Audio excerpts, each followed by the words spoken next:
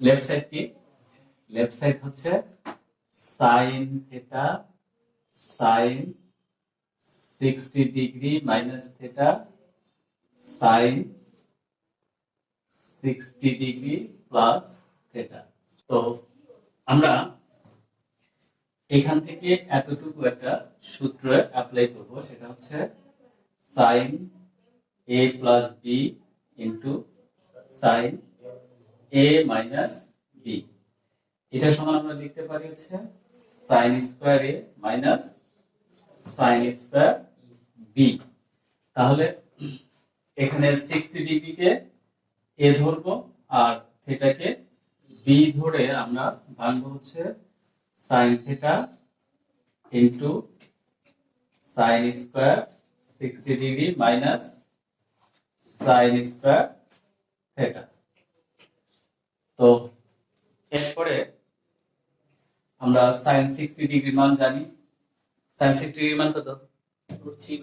Root 3/2 sine theta. আমরা sine 60 degree মান বসিয়ে দিলাম 3/2 হোল স্কয়ার মাইনাস হচ্ছে সাইন স্কয়ার থেটা। তো সাইন থেটা এখানে রুট আর স্কয়ার কাটা যায় এবং 2 দুগুণ 4 মাইনাস সাইন স্কয়ার থেটা।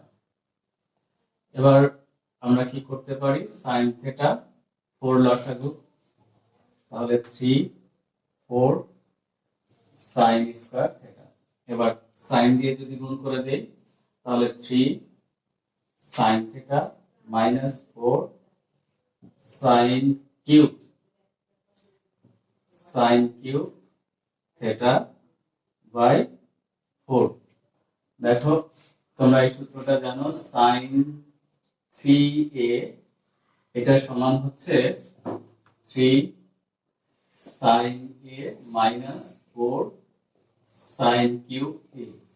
তার মানে এটা সমান আমরা 3 সাইন a লিখতে পারি। তাহলে এতটুকু সমান আমরা লিখতে পারি হচ্ছে সাইন 3a বাই 4। আমাদের থেটা আমাদের প্রমাণ করতে বলছে 1/4 সাইন 3 থেটা।